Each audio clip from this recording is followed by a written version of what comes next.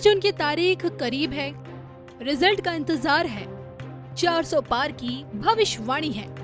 मसला हार जीत का नहीं बल्कि 400 प्लस सीटों पर कमल खिल पाएगा या नहीं, ये जानने की उत्सुकता हर किसी के मन में है। तभी तो आम से खास, नेता और अभिनेता, संत और सन्यासी, हर कोई जनता के इसी चुनावी मिजाज को भांपते हुए भविष्यवाणी कर रहा है। इसी कड़ी में राम मंदिर ट्रस्ट के कोषाध्यक्ष गोविंद देव गिरी महाराज का एक वीडियो वायरल हो रहा है।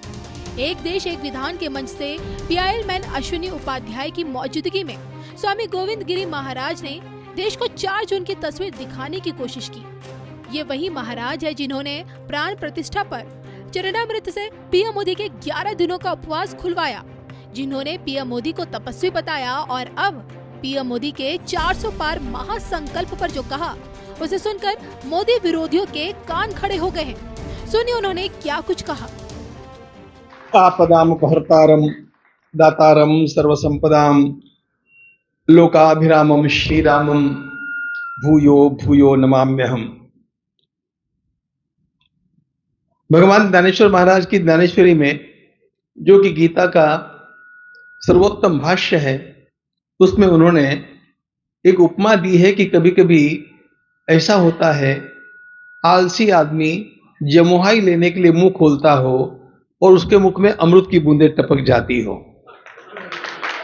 ऐसा मेरे साथ आज हुआ है। वास्तव में मैं अश्विनी जी के भाषणों को किसी के भी अन्य के क्लिप्स के भी अधिक मैं इनके भाषणों को सुनता हूं, क्योंकि आज देश को जिस बात का, जिस प्रबोधन का अत्यंत बड़ा गांभीर्य लगना चाहिए, जिसकी सर्वाधिक आवश्यकता है, ऐसी अनेक बातें उनके मुख से सुनकर के, मैं आपको सत्य बोलता हूं, मैं बहुत कम लोगों के क्लिप सुनता हूं। पुरानी पीढ़ी में यदि मैंने बहुत सुना है तो केवल माननीय दत्तोपंत ठेंगड़ी जी को सुना है या राजीव दीक्षित जी को सुना है, और अब सुनता हूं तो अश्विनी जी को सुनता हूं। एक अत्यंत श्रेष्ठ व्यक्ति जब सबके साथ युद्ध करता हो तो जिस प्रकार का वातावरण होता है, वो वातावरण हम रामकाल में भी देखते हैं, छत्रपति शिवाजी महाराज के साथ भी देखते हैं। अकेले शिवाजी लड़ रहे थे, चारों ओर अंधकार था, और विचित्र बात यह थी कि केवल परायों से नहीं लड़ना था, अपने लोगों से भी लड़ना पड़ रहा था। लेकिन शिवाजी महाराज ने वो काम करके दिखाया और वे हमारे आदर्श बन गए। मित्रों, आज की लड़ाई कानून की लड़ाई है, और मुझे इस बात का सबसे पहले भान तब हुआ जब मैंने हमारे देश का जो पहला कानून बना, गुरुकुल कानून, जिसमें स्वयं अंग्रेजों ने हमारी शिक्षा पद्धति को समाप्त करने के लिए कानून बनाया, और उसके पश्चात धीरे धीरे एक एक ऐसे कानून बनते गए जिनके जाल में हम फंसते गए, और गुलामी इतनी हमारे ऊपर छा गई कि हम गुलाम हैं इसका ही पता हम लोगों को नहीं रहा। सबसे पहले अपनी गुलामी का पता होना चाहिए, हम कहां पर बंधे हुए हैं इसका पता होना चाहिए।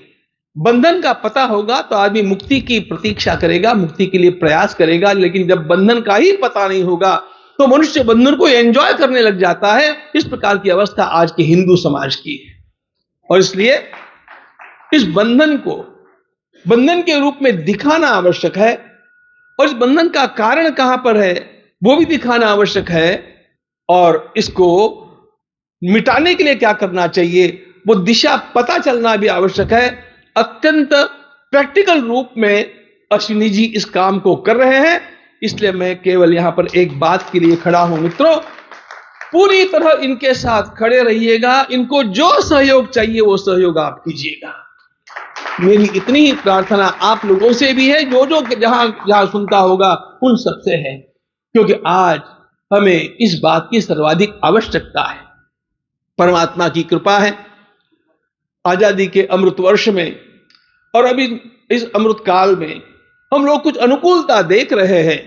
इस अनुकूलता का उपयोग करना भी आवश्यक है। यदि वो हम नहीं कर पाए तो हमें पुनः दोबारा इस प्रकार का अवसर मिलेगा कि नहीं मिलेगा, यह भी पता नहीं है। इसलिए हम सावधान रहे। महाभारतकार ने पूरे धर्म का सार एक शब्द में कहा है, धर्म्यम एक पदम दाक्षम, दक्ष रहो, सावधान रहो।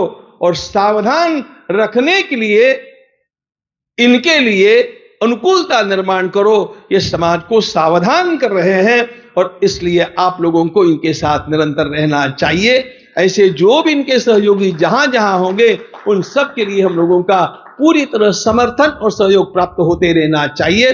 तभी जाकर के हमने अपना कर्तव्य निभाया ऐसा कह सकेंगे। आप सबने मेरी दो छोटी बातों को शांति से सुना, आपका बहुत बहुत धन्यवाद। लेकिन देश में देखो, वातावरण जिस प्रकार की अनुकूलता का हमें आवश्यक था वैसा आज नहीं लगता है।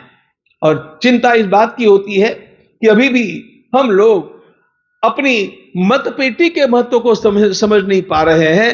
अब की बार 400 पार का नारा अच्छा है, वह आवश्यक भी है, लेकिन वह केवल नारा लगा करके काम नहीं होगा। उसको धरातल पर पोलिंग बूथ के ऊपर व्यवहार में उतारना पड़ेगा। और उसके लिए ध्यान रखना, ये आने वाला महीना हम लोगों के लिए अत्यंत महत्वपूर्ण है। अपने काम काज को त्यागिए, लोगों को जगाइए और उनको बूथ तक पहुंचाने के लिए गाड़ियों की व्यवस्था कीजिए। जो अनुकूलता आप कर सकते हैं कीजिएगा, तब जाकर के आपने अपने धर्म का पालन किया। ऐसे मैं मानूंगा हम लोग निरंतर इसी प्रकार मिलते रहे और प्रबोधन के साथ अपने इस राष्ट्र का निरंतर भविष्य उज्जवल बनाने में अपनी सेवाएं अर्पित करते रहे। भारत माता की जय। वंदे मातरम।